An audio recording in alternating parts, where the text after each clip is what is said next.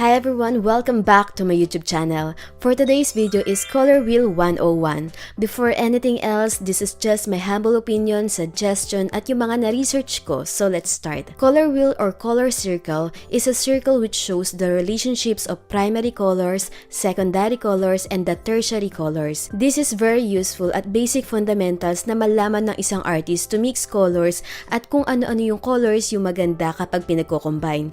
Meron tayong 3 primary colors, yung red, yellow, at blue. Meaning, ito yung mga colors na ito ay yung hindi pwedeng i-mix gamit ang ibang colors. As is na sila. Pero gamit ang 3 colors na ito, pwede nating i-mix almost everything para lang yung mga super bright colors. Ngayon ay ilalagay ko na sila sa color wheel at pantay-pantay yung distance nila para sa gitna doon natin ilalagay yung result ng colors kapag pinag-mix natin sila. Ang pula o red ay color of extremes. Color red yung blood at yung fire kaya associated din sa energy, war, danger, strength, power, determination, as well as passion, desire, and love. Ini-increase din ito ang metabolism natin. Yung dilaw o yellow ay color ng sunshine, associated with joy, happiness, and intellect. Attention getter din ito kaya usually ginagamit siya sa pang-highlight ng most important element ng painting. Yung kulay bughaw o blue ay associated sa depth and stability. Symbolizes trust, loyalty, wisdom, and confidence.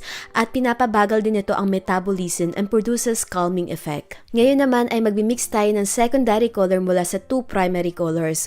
Unahin natin ang yellow at haluan ng color red. Tapos haluin natin gamit ang palette knife. Tapos habang naghahalo sila nakakabuo tayo ng color orange o kahel sa Tagalog.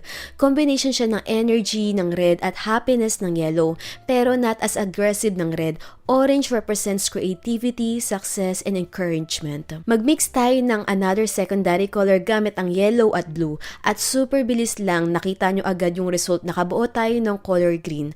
Ang green o luntian ay nagsisimbolo ng safety, growth, harmony, freshness at ito yung pinaka-restful color for the human eye. Kapag pinagsama-sama natin ng red at blue makakabuo tayo ng another secondary color na violet o lila sa Tagalog. Royalty color at feminine symbolizes nobility, luxury, and ambition. Meron na tayong 3 primaries at 3 secondary colors sa color wheel natin. Ngayon ay imimix natin yung tertiary color gamit ang primary at secondary color. Paghahaluin natin ng red at orange at makakabuo tayo ng red-orange. Kapag pinagmix natin ng orange at yellow, makakabuo tayo ng yellow-orange. Wala na akong pamining-mining dito langya. Color yellow at green ang pinaghahalo natin para makabuo ng yellow-green. Green at blue ang combination ng blue-green. Blue-violet ang mabubuo kapag pinagsama natin ng blue at violet. Maglagay tayo ng red at violet. Kapag pinagmix sila, makakabuo ng red-violet na another tertiary color. So, buo na yung color wheel natin. Bago tayo pumunta sa next part, kindly like this video to support this channel at subscribe to my YouTube channel and tap the bell to get notified whenever I upload a new video. Color dimension. Yung mga color o hue na nilagay natin sa color wheel ay yung pure spectrum colors o yung purest color. Ibig sabihin, ito yung mga color talaga nila. May color dimension din na tinatawag para magkaroon ng dimension kailangan ng lightness at darkness. Tint ang tawag kapag hinaluan natin ng white yung color. Dahil watercolor naman yung ginagamit natin, gagamit ako ng water para i-lighten yung color. Pwede din naman na gumamit ng white watercolor paint kaso magiging opaque yung color.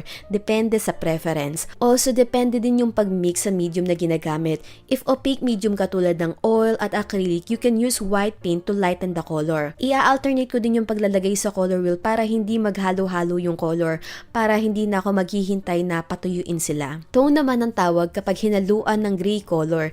Makikita nyo na nagiging darker yung color. Ilalagay ko din alternate para hindi halo-halo. Shade kapag hinaluan natin ng color black at mas magiging darker yung color. Kapag gagamit ng black, hinay-hinay lang kasi super strong color.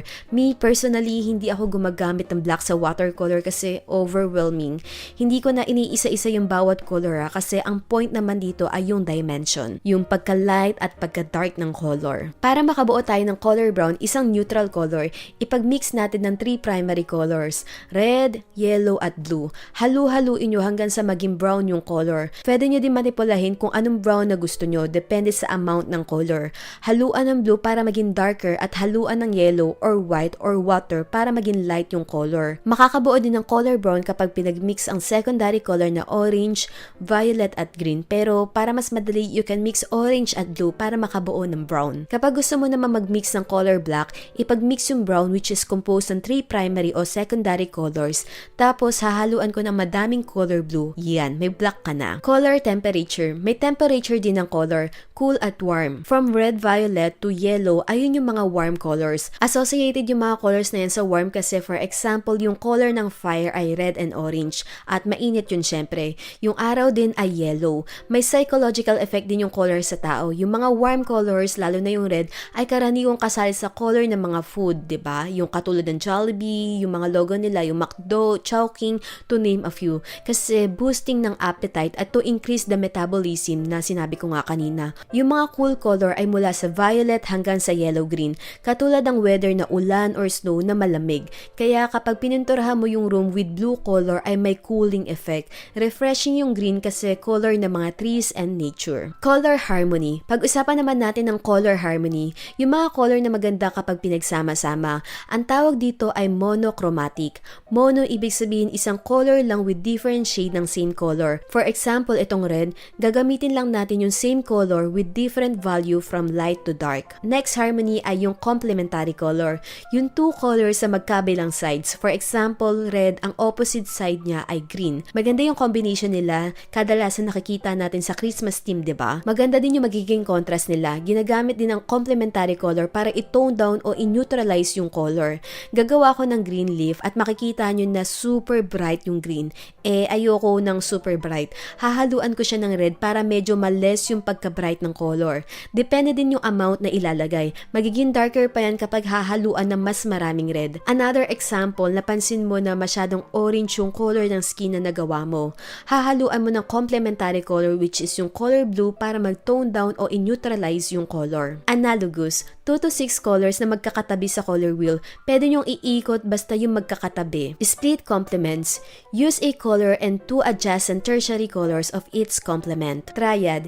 Use 3 evenly spaced colors on the color wheel. Balance din yung color harmony na ito. Use 2 complementary pairs. Yung complementary scheme kanina ay dadagdagan lang natin ng isa pang pair para maging 4 yung colors. Ngayon ay i-apply natin yung mga yan. Gagawa ako ng isang watercolor painting gamit ang 3 primary colors. Meron akong blue, yellow at red sa palette ko. Portrait ni Bishop Briggs yung gagawin ko. Siya yung pinapakinggan kong artist lately. Alam niyo yung music sa commercial ng Red Choice, yung River, siya yung kumanta nun. Also, comment down below na mga songs na pinapakinggan nyo din lately. Share tayo ng music. Pinagmix ko yung yellow at red para makabuo ng orange at nilagyan ko din ng water para ma-lighten yung color para maging flesh. Ito yung magiging base tone ko para sa skin. Mabilis na painting lang to hindi masyadong detail kasi magpo-focus tayo sa color mixing.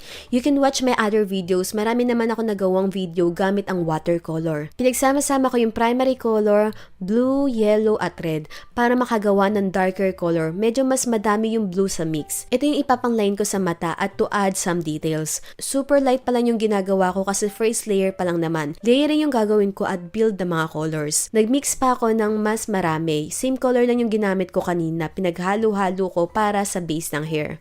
Yung hair na gagawin ko ay hindi totally black. Medyo greenish yung tone. Dinalyot ko yung red sa water para maging light yung color at ayun yung ilalagay ko sa lips. Magsi-second layer ako sa skin gamit ang red at yellow at nilagyan ko ng onting blue para ma-tone down yung color. Tapos nagmix ako ng brown para sa feature at i-define yung mukha. Nag-second layer din ako sa hair, much darker color, mix ng brown at more blue. Paulit-ulit lang yung process ko sa pag-mix ng color, halos same lang talaga. Medyo minamanipula ko lang sa amount ng color. Kapag nagkakaproblema kayo sa mixing, for example, 2 orange, gamitan ng complementary color which is na blue para i-tone down yung color.